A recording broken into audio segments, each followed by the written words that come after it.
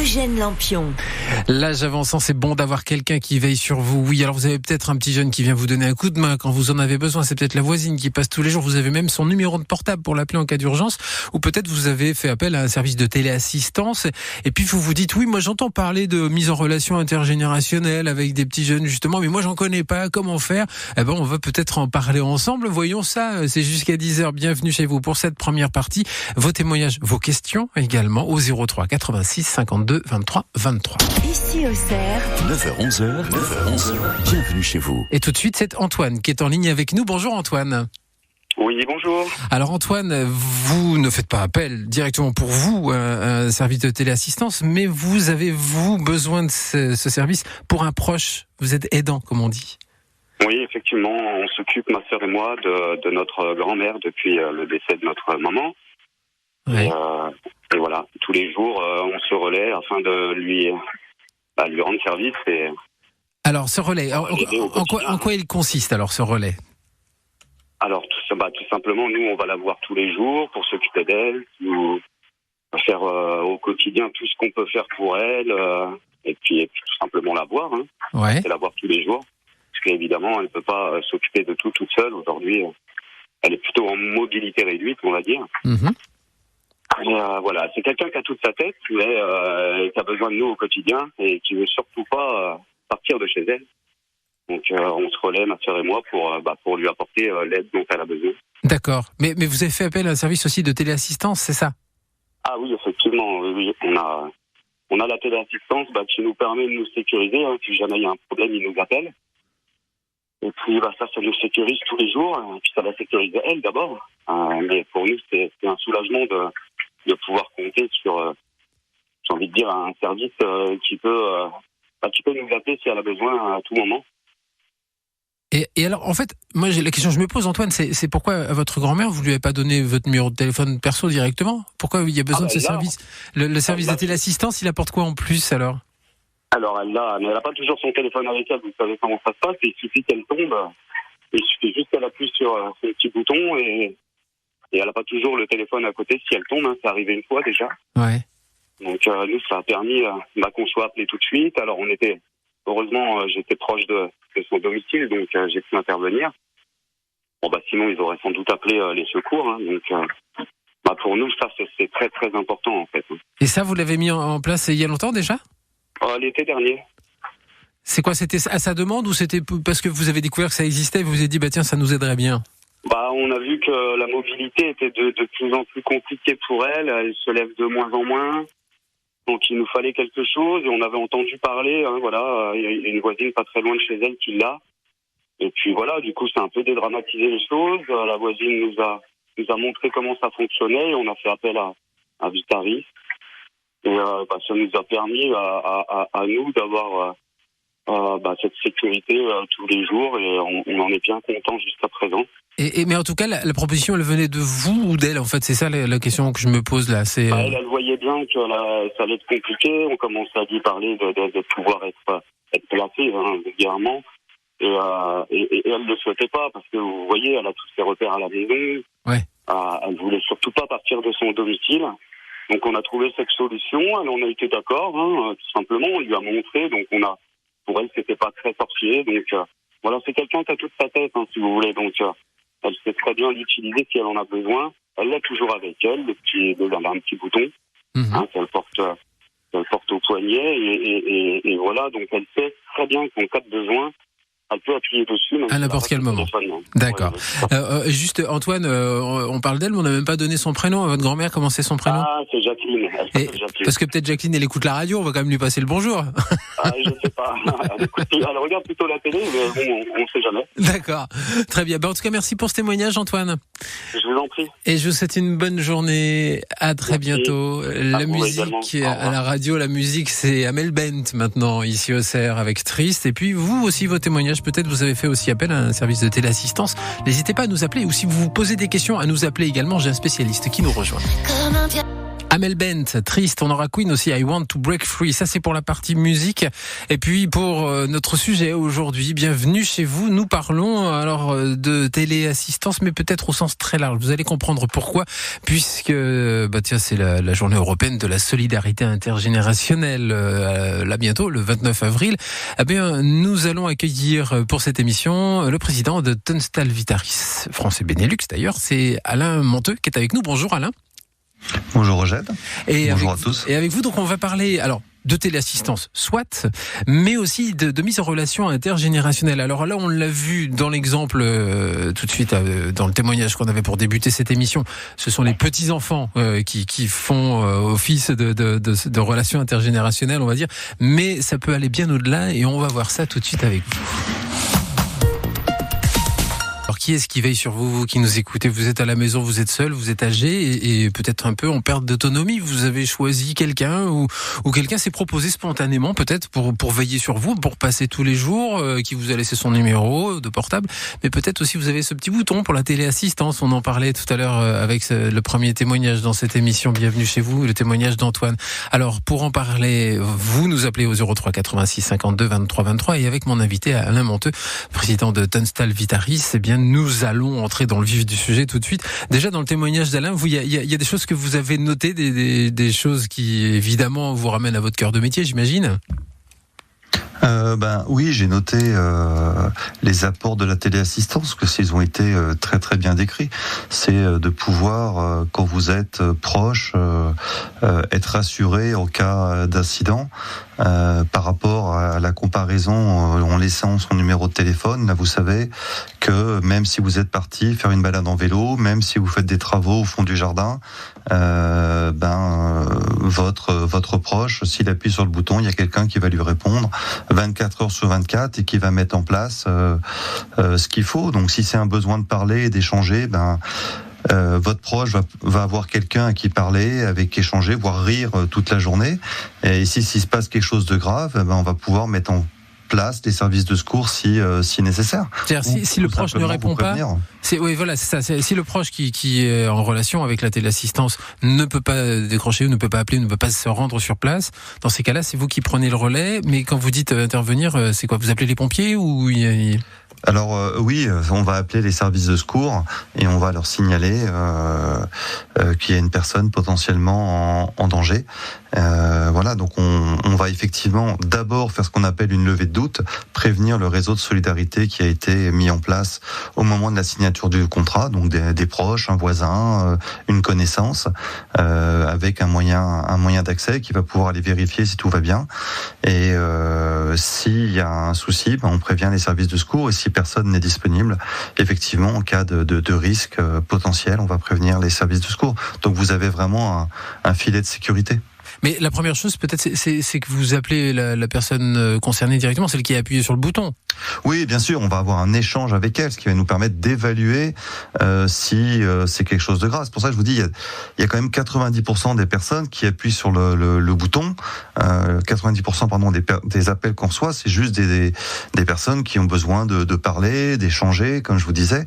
Et dans 10% des cas, malheureusement, c'est des situations d'urgence. Ça peut être une chute, ça peut être un malaise qui va nécessiter d'appeler un docteur ou les services de secours.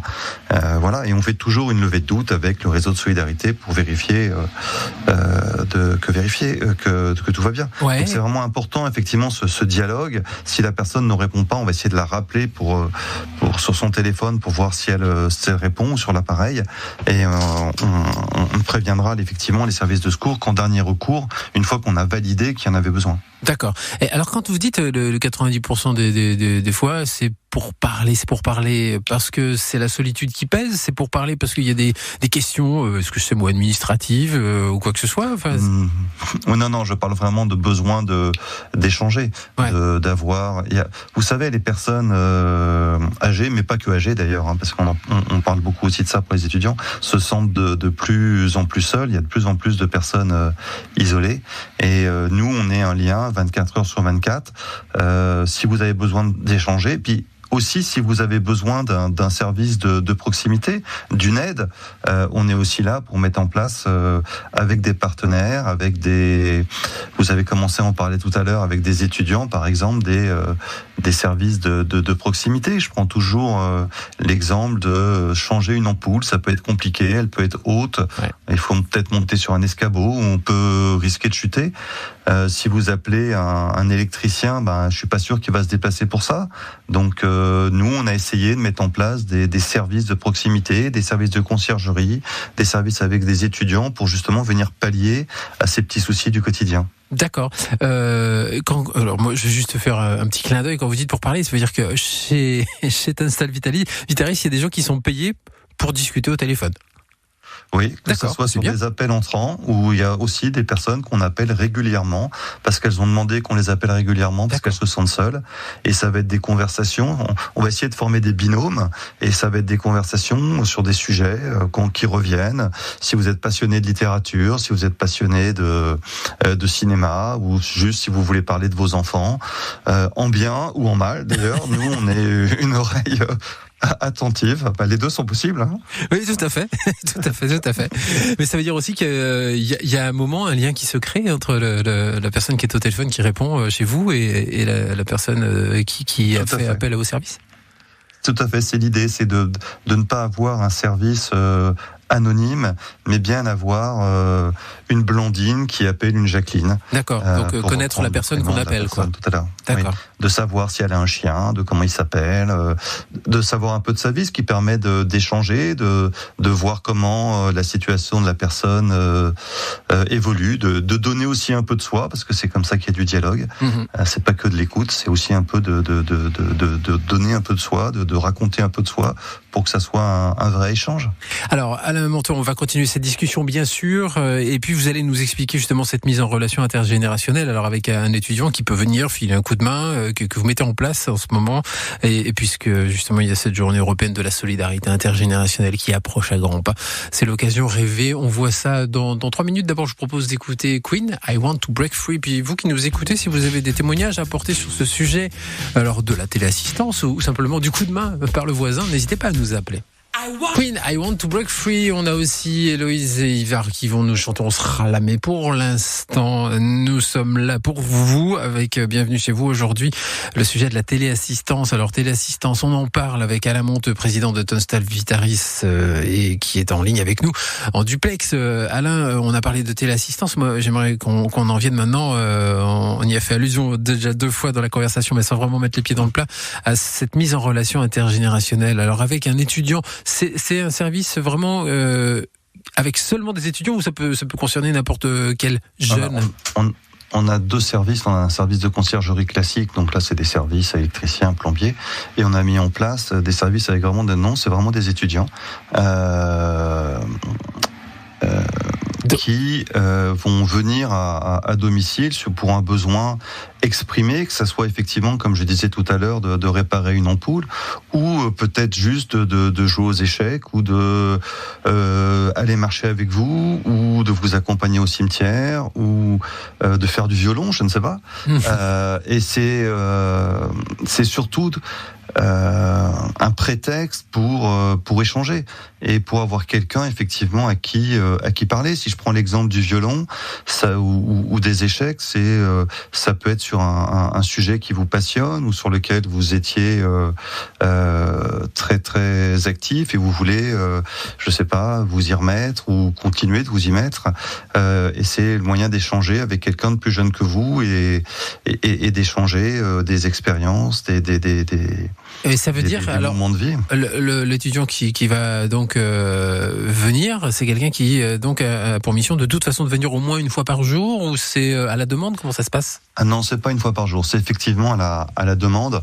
En fait, vous prenez un abonnement, puis après vous pouvez réserver votre étudiant. Vous pouvez convenir qu'il vienne une fois par semaine, une fois par mois. En fait, c'est libre, c'est à votre libre choix. Et la durée, le moment où l'étudiant va être là En général, c'est 1 heure. Parce qu'une fois qu'on a changé l'ampoule, on discute autour d'un café, par exemple. Oui. Mais, l'idée, c'est vraiment de répondre à des besoins du quotidien, encore une fois, qui peuvent être d'aller faire ses courses, votre proche est en vacances, et à travers ce besoin du quotidien, d'avoir quelqu'un avec qui échanger. N'importe quand, 7 jours sur 7. N'importe quand, 7 jours sur 7. Bon, plutôt en journée quand même. Oui, oui, pardon, j'avais oublié les horaires. Je voyais déjà les jours, parce que je me disais, il y a le week-end là-dedans. Oui, bien évidemment. Et alors, ça veut dire que l'étudiant est rémunéré pour cette mission-là aussi ?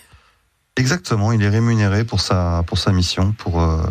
Il est En fait, vous souscrivez un abonnement à la téléassistance et ça vous donne droit à ce service. Et après, c'est une rémunération en fonction du nombre d'heures que vous choisissez de prendre par mois. D'accord. Et ça veut dire, là, on prenait l'exemple de l'ampoule à changer. Il est pratique cet exemple-là. Si on prend un autre exemple, un soutien informatique, par exemple, parce qu'il y a un moment, il faut faire une démarche administrative sur le téléphone ou sur l'ordinateur et on ne sait pas faire et on fait appel à lui ou à elle, cet étudiant, cette étudiante. Ça veut dire qu'il faut que ces étudiants soient mais super multitâches ou il y a des domaines de compétences selon les étudiants auxquels on fait appel ? Alors, je ne sais pas si pour faire des démarches administratives, il faut être super multitâche, mais en tout cas, ce qui est important, c'est d'être ouvert, d'être bienveillant, d'être empathique. Et après, bien évidemment, alors je vais prendre un autre exemple, mais si vous voulez quelqu'un pour jouer aux échecs, il vaut mieux que vous sachiez jouer aux échecs. Voilà. Si vous voulez quelqu'un pour faire du piano, on va essayer de chercher un étudiant ou une étudiante d'ailleurs qui joue du piano, bien évidemment. Donc effectivement, il y a des demandes qui peuvent être plus ou moins précises. Donc en fait, on peut avoir plusieurs étudiants différents qui vont passer dans la semaine ou dans le mois selon les besoins alors. Exactement. D'accord. Exactement. Même si en général les besoins sont assez clairement exprimés et on est plutôt sur la formation de binômes encore une fois et de personnes qui apprennent à se connaître et c'est souvent plutôt ça la demande. On va voir ensemble dans quelques minutes comment vous recrutez ces étudiants aussi, comment vous les choisissez, parce que j'imagine que vous faites pas ça n'importe comment et que c'est pas le premier venu qui arrive qui dit bah tiens moi je le ferai bien et puis hop ça suffit. Non, on va voir ça. Donc après on sera là. La chanson du Bleuet de France tiens d'ailleurs que je vous propose d'écouter maintenant. On se retrouve dans 4 minutes si vous voulez bien et Alain Monteux est mon invité. Mais vous qui nous écoutez, si vous avez des questions à lui poser, n'hésitez pas, ou si vous avez des témoignages également sur comment vous faites vous pour justement avoir un petit coup de main quand vous avez besoin parce que vous êtes seul à la maison et plus tout à fait autonome. N'hésitez pas à nous appeler 03 86 52 23 23. On sera là, Héloïse et Ivar. On aura aussi Julien Clerc, si on chantait. Et puis on a aussi Alain Monteux qui ne va pas chanter. Non, enfin, je sais pas le projet pour aujourd'hui, Alain, je vous rassure. Vous êtes le président de T'Installe Vitaris France et Benelux. Alors, vous mettez en relation des étudiants et des personnes âgées pour que les uns veillent sur les autres. On a commencé à en parler. Alors ça, ça va en plus de la téléassistance puisque là, on est vraiment en présentiel. Et la question que je voulais vous poser, oui, ça concerne directement ces étudiants. Comment vous les choisissez? C'est des gens qui veulent aller déjà peut-être dans le social, dans le médical ? Oui, c'est des personnes en général qui ont à cœur d'aider leurs aînés. Mais en fait, on va retrouver les mêmes marqueurs que sur nos personnels de téléassistantes qui répondent au téléphone.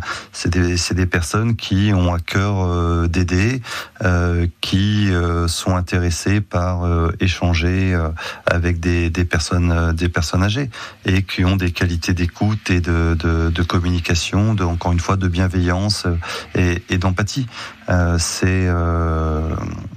C'est pour ça d'ailleurs chez nous, nos téléassisteurs, on les appelle des anges gardiens. Donc vraiment, c'est des gens qui ont envie de veiller, de faire attention à l'autre.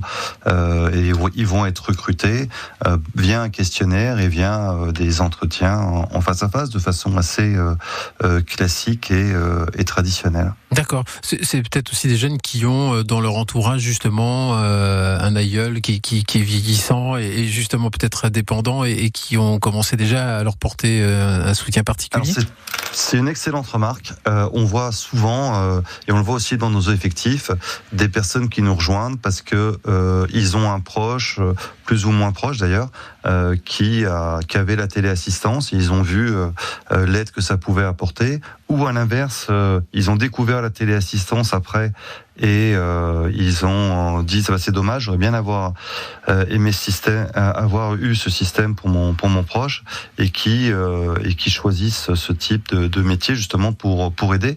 Donc en fait dans nos recrutements, que ce soit des personnes qui sont chez nous en Bourgogne-Franche-Comté ou qui sont sur place à Auxerre par exemple, on retrouve les mêmes critères de recrutement et effectivement souvent les mêmes histoires familiales.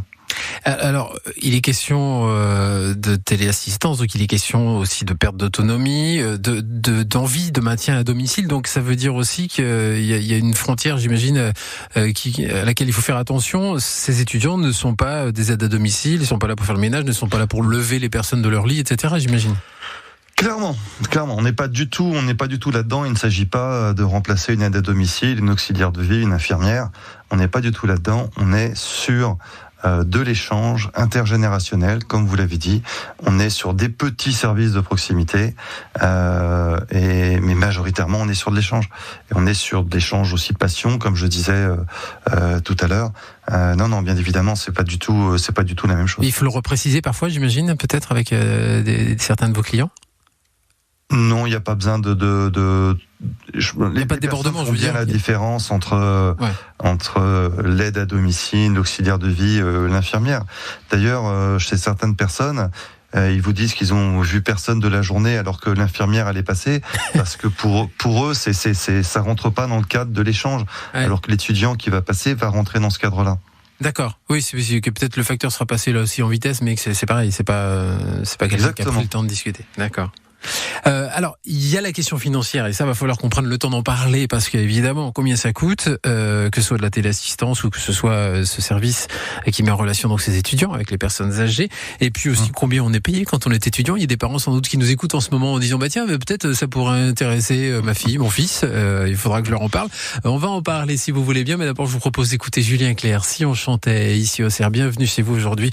Vous l'aurez compris, on parle de cette relation intergénérationnelle, mise en relation entre un étudiant et une personne âgée qui souhaite rester à domicile malgré une perte d'autonomie.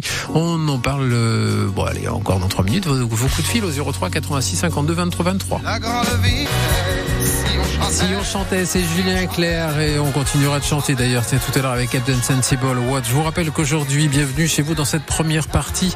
Eh bien, nous parlons de cette téléassistance que vous avez peut-être mise en place pour un proche qui veut rester à domicile. C'est votre papa, c'est votre maman, ce sont vos grands-parents peut-être, votre grand-mère et il y a ce petit bouton sur lequel elle clique de temps en temps quand il y a besoin simplement de discuter ou besoin vraiment d'un coup de main.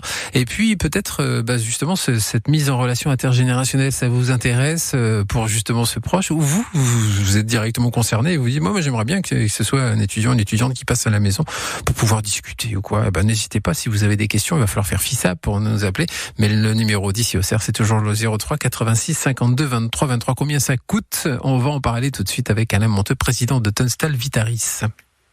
On aura Pierre Garnier avec ce qui me va. Moi, ce qui me va aujourd'hui pour cette première partie de Bienvenue chez vous, c'est d'avoir Alain Monteux, président de Tunstall Vitaris France et Benelux. Alors, avec ce service de téléassistance et puis aussi avec ce service qui met en relation des étudiants et des personnes âgées, les uns veillent sur les autres. Quand on dit ça comme ça, les uns veillent sur les autres, ça veut dire que les personnes âgées, Alain, amènent aussi des choses aux plus jeunes. Je pense que c'est un échange en fait. C'est pour ça que je vous disais sur ce type d'échange, c'est pas seulement de l'écoute, c'est aussi il faut aussi donner pour qu'il y ait un vrai échange. Quand il y a un échange, chacun doit donner un peu de son histoire et partager, sinon ça ne fonctionne pas. Alors combien ça coûte ce service? La téléassistance, vous m'avez dit, en gros il y a plusieurs forfaits. Mais on va de combien à combien par mois, par exemple, pour un service de téléassistance? Vous êtes aux alentours de 25 € par mois avant crédit d'impôt, dont tout le monde peut bénéficier, que vous payez des impôts ou pas. Donc ça va vous ramener le service à 12,50 € par mois. Donc c'est pas très cher pour être sécurisé à domicile tous les jours, 24 heures sur 24. Voilà, donc ça c'est pour le service je dirais habituel, celui qu'on classique. connaît déjà, un peu celui avec Voilà, le petit bouton dont on parle. rouge que vous connaissez. Après, vous avez effectivement un certain nombre d'options pour vous sécuriser contre les chutes, par exemple, pour vous sécuriser votre domicile, des détecteurs de fumée connectés, des détecteurs de gaz. Vous avez des options aussi pour être sécurisé en mobilité. Et vous avez effectivement des options de lien social, dont celle dont on vient de parler avec des étudiants. Et là, vous avez un service qui va vous coûter 20 € par mois. Puis après, vous payez en fonction du nombre d'heures que vous voulez. D'accord, c'est selon les interventions qui ont eu lieu en fait. Exactement. Donc c'est plutôt très abordable. C'est pareil, ça vous donne droit au crédit d'impôt. Donc vous êtes sur un montant de 10 € par mois. Donc c'est pas très très cher. Et après vous payez l'heure d'étudiant aux alentours de 16 € en fait. D'accord.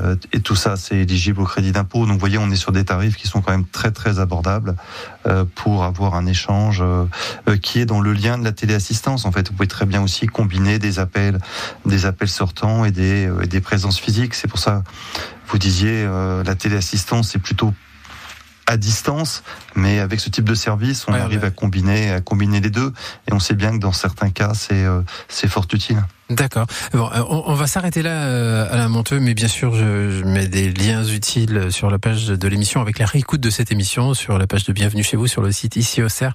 Pour en savoir plus, il suffira de vous contacter. Je vous remercie pour ces quelques minutes et je vous souhaite une bonne journée. Merci Eugène et merci à tout le monde. J'espère que ça a été utile. J'espère bien. En tout cas, j'ai en face de moi un technicien qui a pris des notes. Ça marche. On va se quitter avec Pierre Garnier.